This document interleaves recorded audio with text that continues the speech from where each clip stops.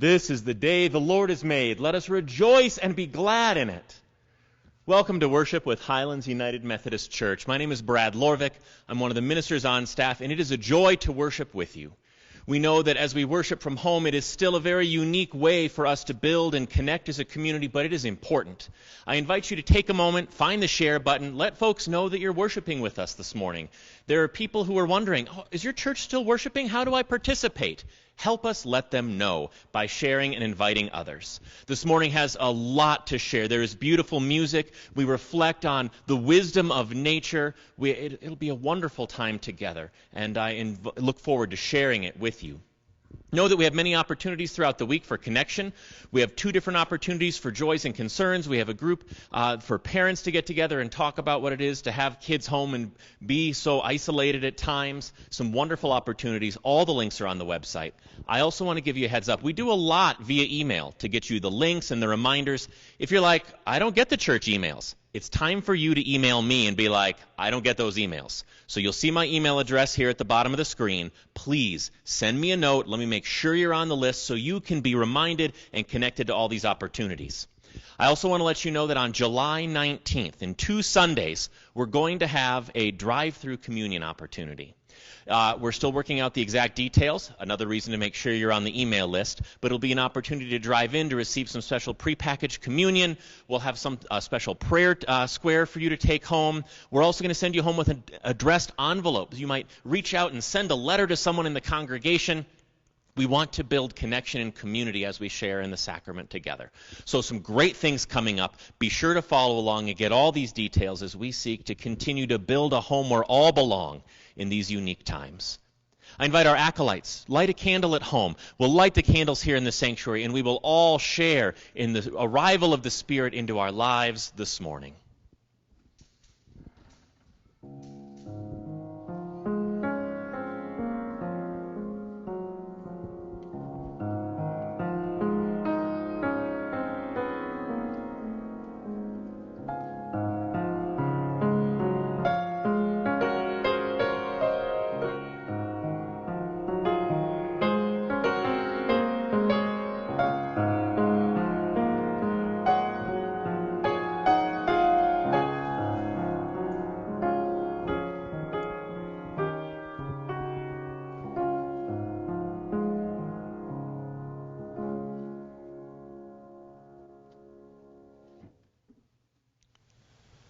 Please join me in our call to worship.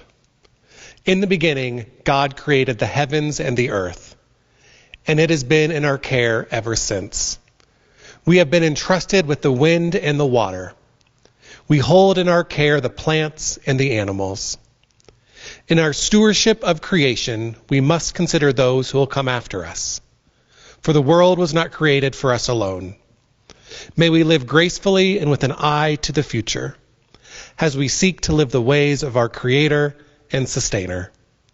Please join me in our opening hymn.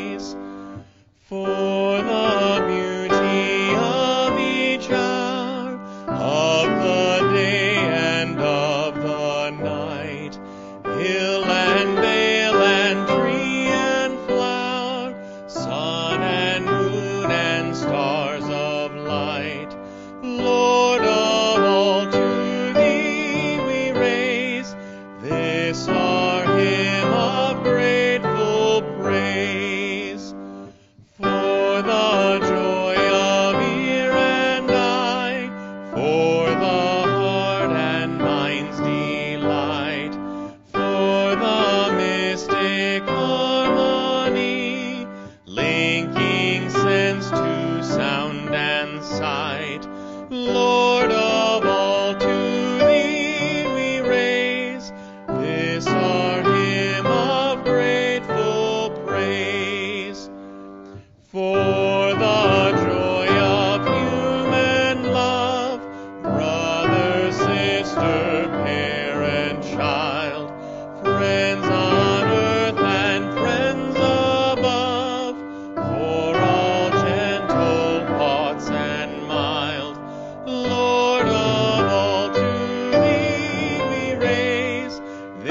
our hymn of grateful praise.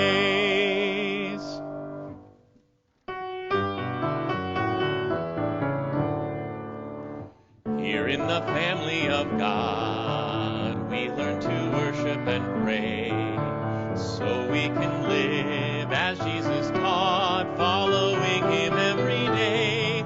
In all that we think, in all that we say, in all that we do, may we glorify you. In all that we think, in all that we say, in all that we do, may we glorify you.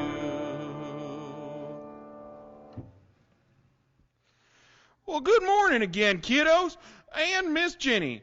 I hope everyone is having a nice weekend, and I hope that everyone is still holding up okay through all this stay-at-home stuff.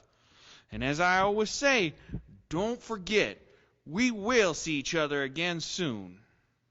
Hi, Dwayne. Yes, we will see each other again soon, as we always say. Dwayne, it is so good to see your familiar donkey face. Happy Sunday to you. So, Dwayne and kiddos, you know what a whistle is, right? Yes, they can be really loud, and people use them for lots of different reasons. That's right, Dwayne. Why do you think someone would blow a whistle? Well, to get people's attention. A school teacher might use it on the playground. A referee might use a whistle to call a foul on a player, and a coach might use a whistle to gather the players all together. Yes, those are all really good reasons, Dwayne, why someone would blow a whistle, especially for a coach to get the team's full attention. There are some animals, too, that will make loud noises to gather their young ones together. Well, my mama donkey makes a certain loud hee-haw, hee-haw, to round up my baby donkey brother and me. I bet she does, Dwayne, and you're right. There are lots of animals out there that make noises to gather their families. One animal I had in mind is a hen. Do you know what a hen does to gather its chicks? Well, don't they cluck to call their chicks like cluck, cluck, cluck, cluck, cluck, cluck, cluck, cluck, Yes, cluck? yes they do. And what do you think are some reasons a chicken would call her chicks? Well, to feed them or to keep them safe. Exactly. Oh, and Miss Jenny, did you know that some churches have an instrument or something like that to let people in the neighborhood know that it's time to gather for church? Yes, Dwayne, it's a bell, usually a big bell. Some churches ring a bell right before church starts to let people know it's time to gather. Well, Miss Jenny, our church doesn't have a big bell. You're right, Dwayne. We don't have a big bell, but we do have lots and lots of handbells. We have a group of people that play handbells, and that's one of the signals that it's time for us to gather. Oh, Miss Jenny, I love it when people at our church play the handbells. Me too, Dwayne. When we gather together to worship, we are fed spiritually by learning all that Jesus has to teach us. There is a story in the Bible that talks about how Jesus gathers people like a mother hen gathers her chicks. And when we gather together to worship, we form a community. It is very important that we gather together to worship God, Dwayne. And it's when we worship that we form a family. Together, we learn to become the kind of people that God wants us to be. Yes, and when we worship together, we support each other and inspire each other to love and serve other people. Like a mother hen, Jesus gathers us with his presence and inspires us to love others. That's right, Dwayne. Let us pray together. Dear God, help us learn your ways and spread your love. Please help everyone be healthy and well. And may I always remember that you love me. Amen. All right, Dwayne and kiddos, before we head out, let's do our children's motto together. In all that we think, in all that we say, in all that we do, may we glorify you. Amen. Have a great week. As we come to a time of prayer, Each week we are taking a moment to listen to stories from home. I treasure these moments because it's a chance to hear your story, to see your face. And if you haven't sent one in yet, I invite you to do so. I hear from so many congregation members that connecting in this way is a very meaningful moment, and I'm grateful for the stories that are shared. Morning, everyone. This is Max and Dan. We sure miss seeing you guys. That's probably been the worst part of this whole thing for us. The struggle is not seeing friends like you, family. We missed my mom's 85th birthday party. It's just been a really disappointing part of this whole thing. But one of the hopefuls we've encountered is being locked down for 3 months. Our yard kind of looks like Better Homes and Gardens, so it's definitely the best year we've ever had for flowers and fountains and everything else. So it's really been a help to us mentally, emotionally, having an escape right outside our door. And we certainly would be excited to share it with some of you when this lockdown ends. Exactly. So we miss you, and we certainly hope things are going well on your end. Stay safe, stay well. Thank you so much for catching us up on your lives this day. We turn to As the Deer as we prepare ourselves for prayer.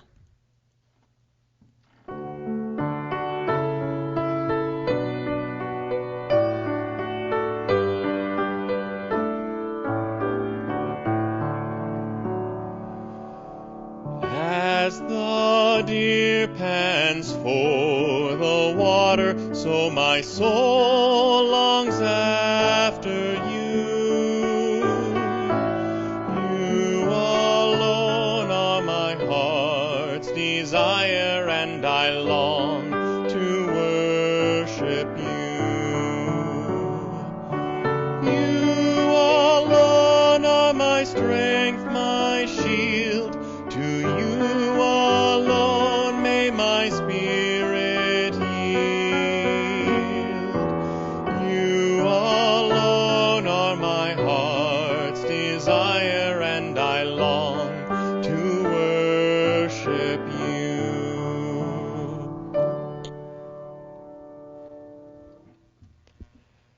Oh God, we do desire something outside of ourselves.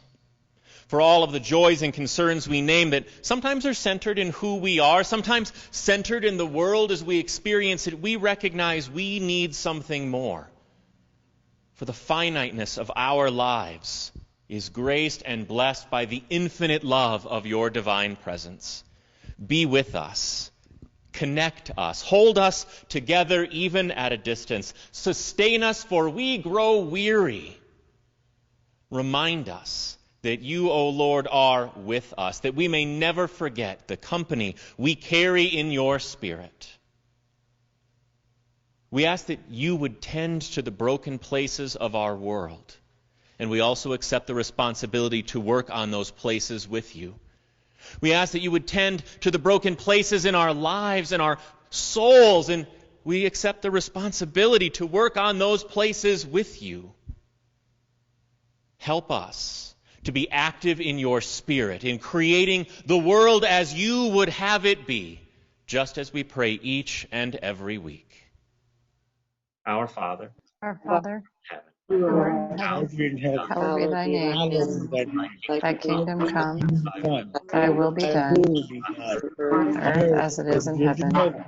give Give us this day our daily bread, and forgive us our trespasses, as we forgive those who trespass against us. And lead us not into temptation, but deliver us from evil. For thine is the kingdom, and the power, and the glory forever. Amen.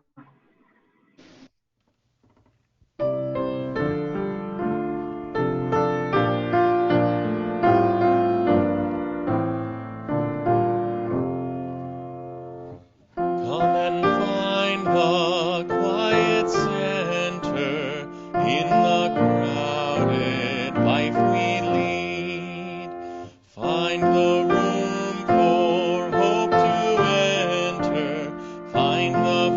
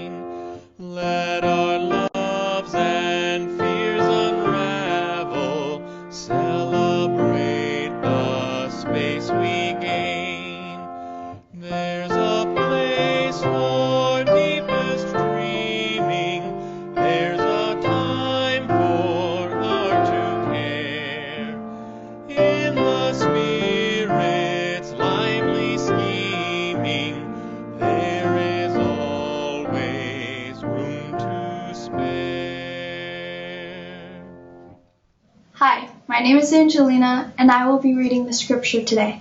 Thank you. But ask the animals, and they will teach you, the birds of the air, and they will tell you.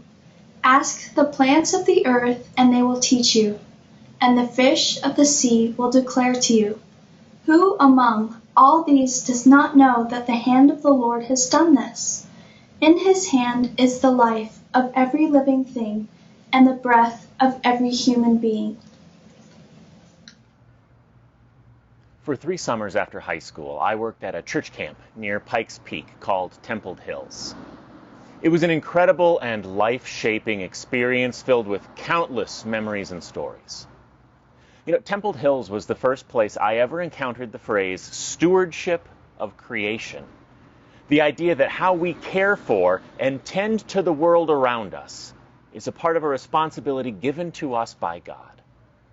It's an understanding that is a part of our core identity as a congregation. You see, we're not a certified green church because it's trendy. We don't just use LED bulbs and solar panels to cut costs. We make concerted efforts to minimize our impact on the planet because God asks us to. We seek to show respect for the deeply interconnected system that is our home, this planet, because the earth is the first gift God ever gave humanity. This year, we begin our season of creation, a few weeks we take each summer to reflect on the created world around us. As we do so, we will turn our attention not only to what we can do to care for creation, but we will also consider what creation does in its care for us. We will turn our attention to the wisdom of nature. What we can learn from the existence and experiences of the trees and the waters and the mountains. For there is much to learn from the ancient and natural processes of life. You know, we hear such an invitation to learn in the book of Job. But ask the animals, and they will teach you. The birds of the air, and they will tell you. Ask the plants of the earth, and they will teach you. And the fish of the sea will declare to you. Who among all these does not know that the hand of the Lord has done this?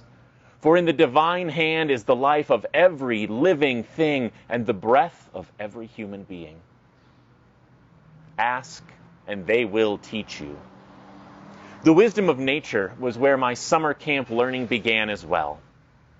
The first day of our staff gathering at camp, we loaded up into the camp van and headed to a trailhead. After a short scramble up a steep hill, we found ourselves sitting on a rock outcropping with a view over valleys and fields. And we sat there, and it was quiet.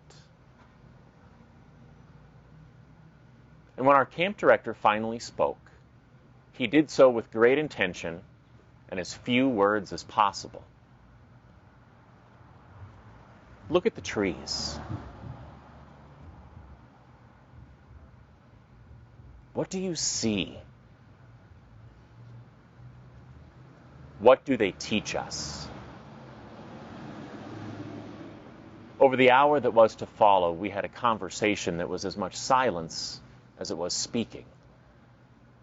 As we noticed, reflected, and shared what we saw and what we were learning. The trees. They reach out. In order to survive, they must take in light and air and water. In reaching out, they open themselves to receive what they need. They reach up. As they grow, plants reach towards the source that feeds them. You know, actually across the valley, you could see a tree that had this funny L shape to it. Something had knocked it over. Perhaps it was the victim of the wind. And this tree had continued to grow and thrive once again as it reoriented itself. Its new growth taking it skyward once again. Trees are rooted. In order to reach out and reach up, trees must anchor themselves well. The roots must be as deep and as wide as the tree is tall and expansive. Roots that not only bring in nutrients, but hold firmly in the deepest of foundation. For all the movement and change the world sees, there is a part of a tree that holds steadfast, unmoving. Often the complexities and depth of a tree's grounding are only seen at the end of a tree's life. Trees have a strong core. They're not uniform in how they stand. Their trunks are far thicker and sturdier than their limbs sturdier and thicker than their branches. They reach out, and over time, those limbs become sturdier. What starts as a branch, with time will become a limb. And from that limb, new growth will occur once again, but the strength of the tree always comes back to its center. Trees change. The broadleaf trees are the best example of participating in the seasons of life. There are times they bring forth flowers and fruits, dancing in the light of the long days. There are times when their energy turns inward, and they let go of what was, and they prepare for the darker, colder season to come. This movement from season to season carries no judgment. It's simply a part of life. And each time the seasons change, the tree is able to begin a new phase of growth and life that it would not have experienced otherwise. And they mark this time and how they grow. Sometimes faster, sometimes slower. A record one could look back on and see, but the effort never ceased, even though it changed. Trees sway. The movement of trees in the wind is a complex dance of physics and natural engineering. Limbs and branches moving in response to outside forces, distributing stress and impact throughout the tree so that no one place tries to bear too much. The tree does not passively react, but dynamically responds to the circumstances of the wind. Trees learn to bend so that they do not break. Trees put forth an offering to the world. In their work of being, they create fruits and flowers and seeds, all of which nurture life around them, the bees, the squirrels, the birds. They also create a safe space for the life of the forest to call home, whether it's a nest on a branch, a hole in the trunk, or some beautiful creature nestled against the trunk. The presence of more established trees provides shelter and protection for the smaller plant life and other trees that are still growing. And though invisible to our eyes, their leaves and needles fill the atmosphere with oxygen, always offering back. These were the conversations that took place, gazing upon the forest of pine and fir and aspen, each reflection a metaphor, each observation a lesson to be learned from the wisdom of nature. Wisdom that is more ancient than the oldest of trees. It is a different pace to simply sit and look at a tree, to ponder how the plants might encourage us to live. It is a different pace, and it is worth our time and effort. To sit and ask, what do we see? What are they teaching? This is not navel gazing. It's not an invitation to just ignore the complexities of the world around us. It's not an excuse to disengage from the hard work of living. It is not a distraction from the hard truths we are continuing to wrestle with every day. No. To take a moment and turn our attention to the created and natural world around us is to prepare ourselves for the continued effort of existence, and to do so with intention. Every aspect of the trees we considered is a spiritual truth that we are invited to replicate in our own living, that we might be present in the milieu of our lives with greater wisdom. I invite you to create a moment this week, whether in your yard or out your window, whether on a hike or on a drive. Create a moment and find a tree. What do you see? What is it teaching you?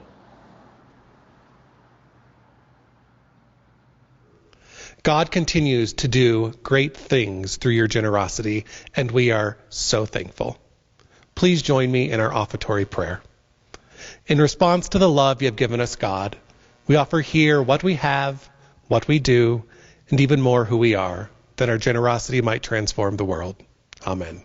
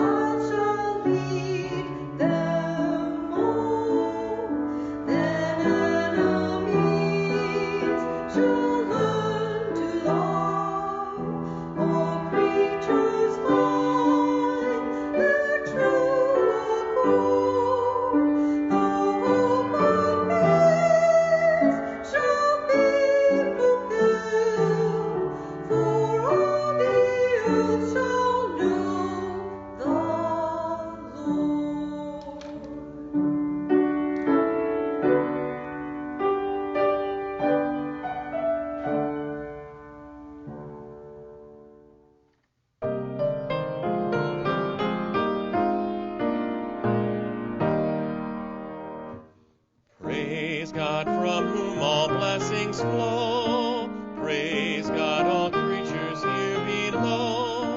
Hallelujah, hallelujah. Praise God, the source of all our gifts.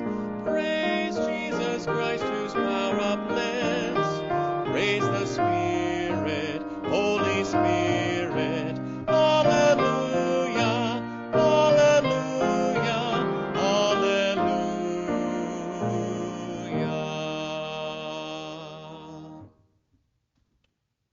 Please join me in our sending prayer. Creator of all life, we celebrate the splendor of your works. We give you thanks for each and every carefully created life on this planet. Fill our hearts with a compassion that can only come from recognizing that we are connected. May we live in such a way that the works of your hands, the creatures and people that surround us, might be honored and cared for. May we learn about our lives from theirs. Amen. Please join me in our sending hymn.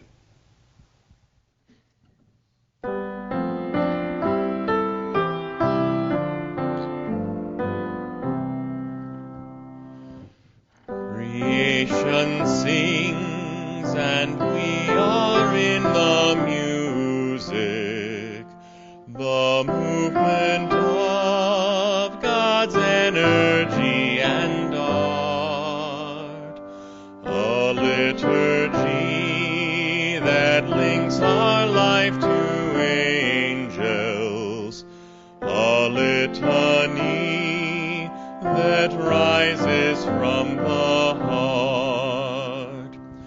The Spirit sings through love and lamentation,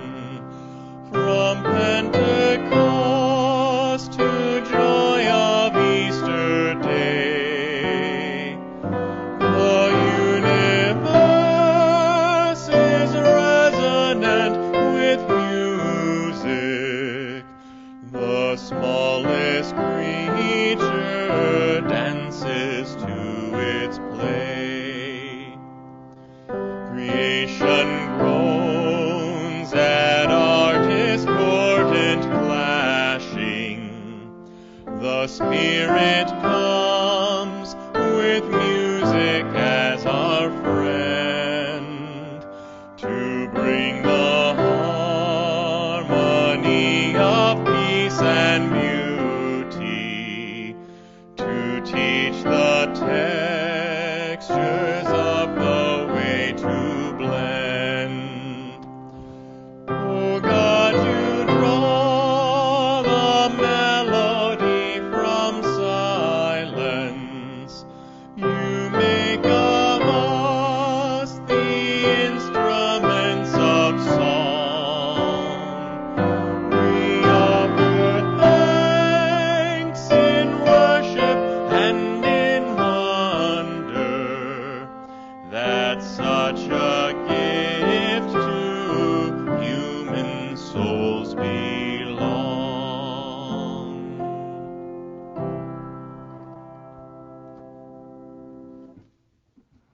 I invite you to create a moment this week, whether in your yard or out your window, whether on a hike or on a drive. Create a moment and find a tree. What do you see? What is it teaching you?